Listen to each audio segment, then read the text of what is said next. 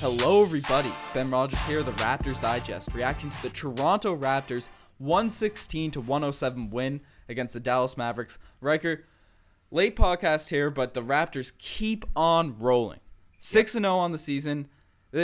Our team is so good. No, it's totally true. I mean, we just had this conversation. Really, there's no team that the Raptors shouldn't defeat in the regular season besides perhaps the Golden State Warriors. Now, they could beat the Golden State Warriors, but they shouldn't lose to any other team, I don't think. So the real test will be, of course, this next matchup against the Bucks, the undefeated Bucks, the two best players in the East going head-to-head, but, you know, bringing it back to this game with Dallas Mavericks, maybe one that's closer than it probably should have been, but the sixth straight win, the sixth undefeated win nonetheless. Yeah, no, most definitely. And the Toronto Raptors started this game blazing hot, right? So in the first quarter, there's a point we were up 18-2. It really looked like we dropped the hammer on them earlier in the game. We kind of let Dallas back in, but I believe a lot of that was due to some injuries tonight, as obviously Fred VanVleet, DeLon Wright, and OG Anunoby weren't playing. So, you know, we got to see Malachi and Lorenzo Brown get a lot of run, which was cool to see. But we'll start with the main guys tonight, as our starting lineup just killed it. And we got to start with our guy, Kyle Lowry. 20 points and 12 assists tonight. Kyle Lowry this year on 8 of 14 shooting. He's playing, I don't want to say MVP caliber, but he's leading this team, scoring, assisting, and he just looks like a totally revamped player. Yeah, well, we just had this video released not too long ago, probably last week. You know, will Kyle Lowry have his best season? And he's continuing to build upon the points that I mentioned in that podcast. I mean, it's really because of the way that this team plays, right? And because Kawhi doesn't demand as much time in isolation basketball, such as DeMar, Kyle Lowry being the main facilitator now and the main creator of offense, he really has the ability, and the addition of Danny Green and everybody else developing their shooting, I mean, he really has the ability to get double-digit assists every night. And then with that happening, he's playing more confident basketball and he's making his shots. So 20 and 10 should be an easy stat line for him any given day. Yeah, no, that's 100% fair. And, you know, you mentioned how Kawhi doesn't have the ball in his hands as much as DeMar DeRozan did. Kawhi still runs a lot of ISOs, but he doesn't really need to have the ball and be a creator for the offense. He kind of scores more so in the flow of things. And when you have a guy like Kyle Lowry on the team as well, that's a perfect mesh. Because, you know, there's nothing wrong with DeMar's type of offense, but when, you know, you have other creators on the floor, it kind of takes away from those guys, for better or worse. So I think Kawhi and Lowry just mesh so well together. And Kawhi with another great game tonight, 21 points, 9 rebounds, 5 assists. The one thing that's been really almost surprising about Kawhi is his rebounding totals this year. Because for his whole career, he hasn't really been a big rebounding player. You know, he's been a phenomenal defender, and maybe that's a product of playing with Tim Duncan and, you know, playing with such a good team and so many big men. But this season, we knew his scoring was going to be there. We knew his defense was going to be there. But the fact that he's occasionally the de facto 4 and all that, it's great to see that his rebounding numbers are very high this season as well. Yeah, for sure. But, I mean, the roles are certainly less defined this season. They're playing less, you know, more positionless basketball, whereas the season past we have, you know, the tandem of JV and Ibaka, which clearly wasn't the most effective lineup to have, and now they're playing, you know, with less of a big man presence. Yep. So there's the ability of the person, you know, the 3 or even, you know, the point guard, anybody to just go in and contribute on rebounding. And I think that that's really the key to winning any game, is having everybody committed and not just the 2 big men that are, you know, staying down low the entire possession. But it is really good to see all the players putting up numbers, especially Kawhi just padding those stats and affirming that he is one of the best players, if not, you know, top 5, top 10 in the league, right? Top 3, brother. He's a top 3 player. Yeah. And another... Well, I mean, yeah, go ahead. Yeah, well, as you said, we'll see as the season go along. But another guy that feels like a top 3 player, even though he probably isn't, is Danny Green. It's so great to have a player that makes threes and plays defense. How long have we been searching for a proper 3-and-D guy? You know, obviously Kawhi isn't a 3-and-D because he's a superstar, but he can do those stuff. But a 3-and-D role player that actually hits his threes, Ryker. I'm starting to love Danny Green more and more every time I see him. Yeah, I mean, he's playing incredible out there, and it's really the D is like a really capitalized, bolded, underlined, italicized defense. Like he really commits to it, and it's fantastic to watch. And that's why even when he's not completely on, he's not efficient night in, night out. And of course, you can't be with spot up shooting. Very hard. Even the best, Steph Curry, he's not always getting 40% from 3-point line. He's still able to contribute out there, right? If he has a low point night, low scoring night, you're still willing and comfortable to have him out on the floor. So, I mean, how often is it that last season, CJ Miles, for example, we'd be super high on him when he's making a lot of threes, but when he's not making anything, he's a liability to have on the court. It's not the case with Danny Green. Yeah. Well, the thing about Danny Green is, because obviously not every night the shot's going to be falling, but he doesn't take dumb shots from the 3-point line. A problem that we see with, past 3-and-D players, Terrence Ross, CJ Miles especially, and even DeMar, he loved that transition three. But those are just difficult shots for a 3-point shooter. And Danny Green shoots the shots that he's very comfortable with. And, he's had maybe 1 or 2 poor shooting nights, but it's leading to an overall just solid percentage, and confidence in the team and as a fan watching them play. When Danny Green shoots it, I feel like it's going in. Last night he went 4 for 7 from the 3-point line, 15 points. Also another big rebounding night, 8 rebounds for him. So I just love the fact that whenever he shoots it, whenever he lets it fly, it feels like it's going down. I feel like the Raptors, at least since our playoff run, when we started being a solid team, I don't think we've really had that guy to complement our stars.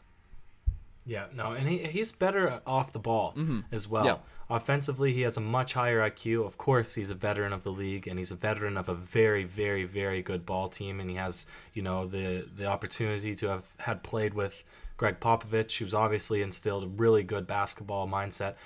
But this is the reason also he doesn't take these stupid shots, like you said, like DeMar Carroll, the pull-up three, and all the, the plagues that we've had in the past is because, you're right, he just knows how to position himself and how to get good shots consistently, right, whether they go in or not. So it's really good.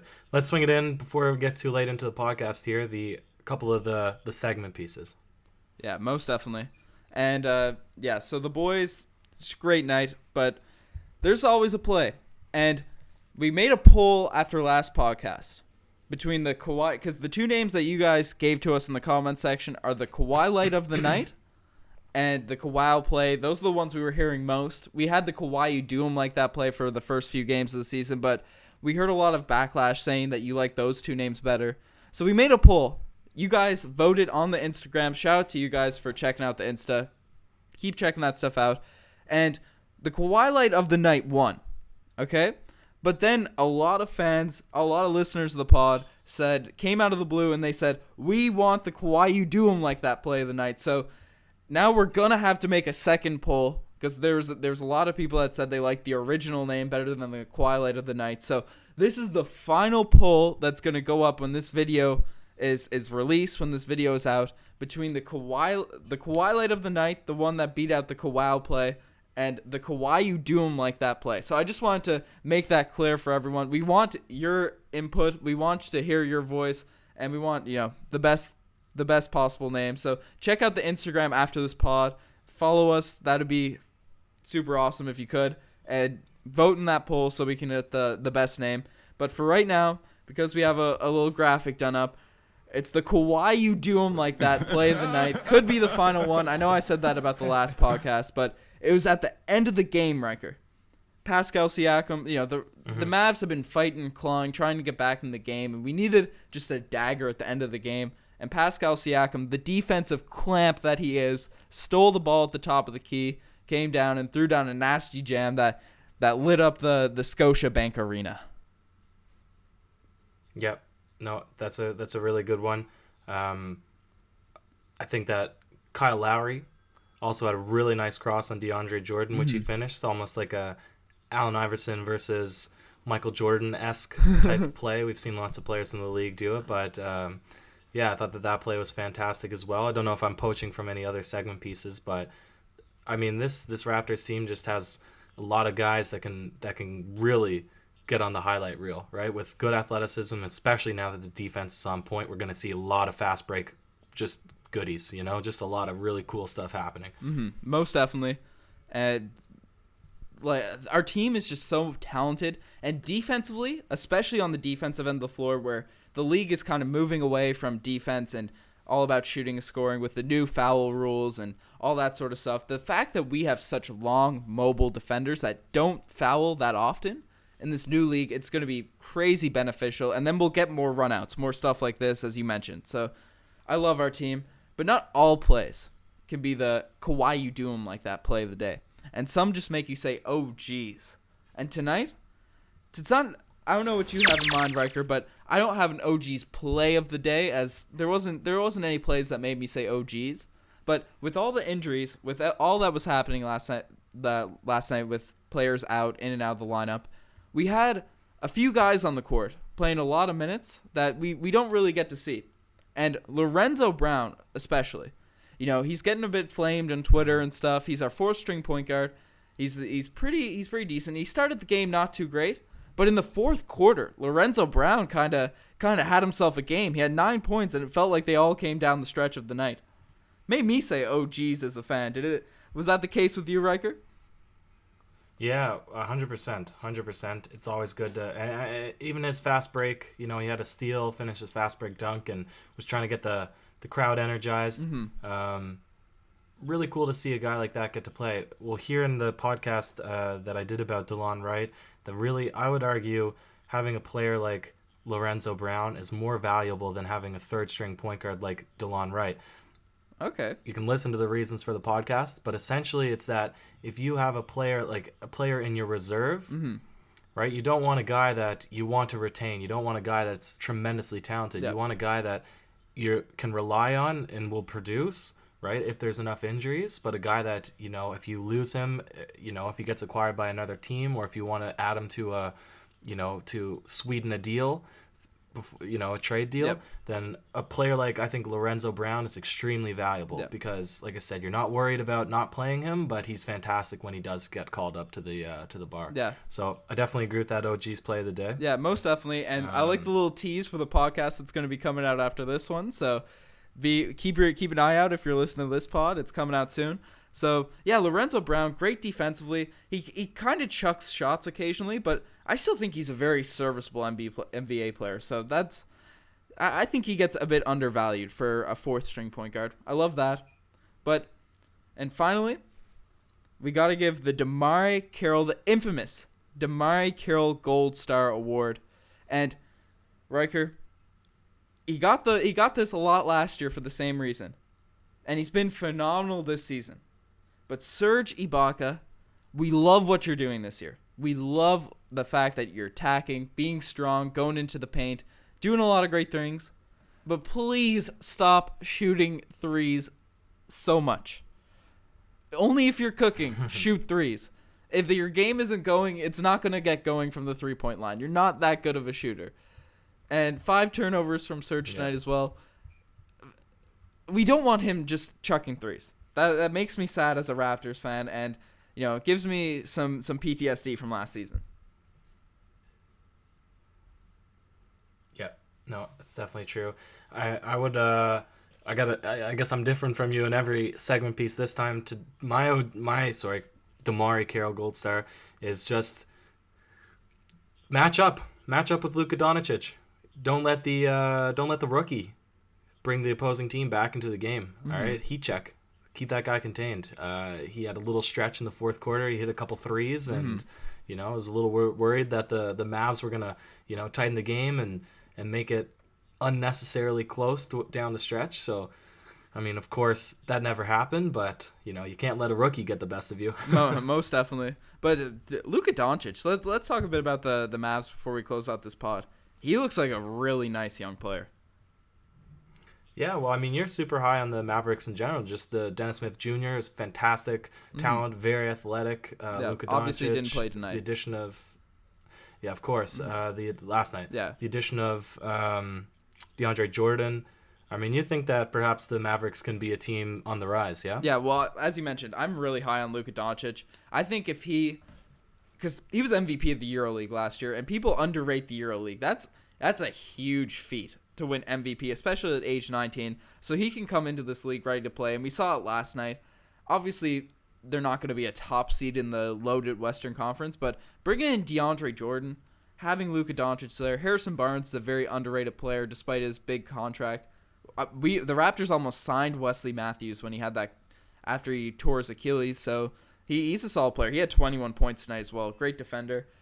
If a few players on their bench can step up, and we saw Brunson. Yeah, no, 100%. We saw Brunson play well. I think challenge with the Dallas Mavericks is going to be consistency because they're really relying on their youngest players to be the best on their team. Yep.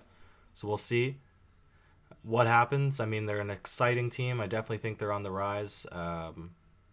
Yeah, but listen, the Raptors are the dominant team, and I'm certainly not worried about the Dallas Mavericks or any of the other little teams that are coming up and trying to compete now and get into the playoffs. Yeah, no, most definitely. There's going to be a huge game against Milwaukee Monday. 2 undefeated teams as of right now, so that is the big one, yeah. That's going to be an exciting game. So stay tuned to the channel. As Ryker teased, we got a DeLon Wright video dropping soon, so keep an eye out for that. You're the best for listening this far. As I mentioned earlier, check out the Twitter, especially the Instagram. We got some crazy polls and stuff going on that. You're the best for listening and make it this far.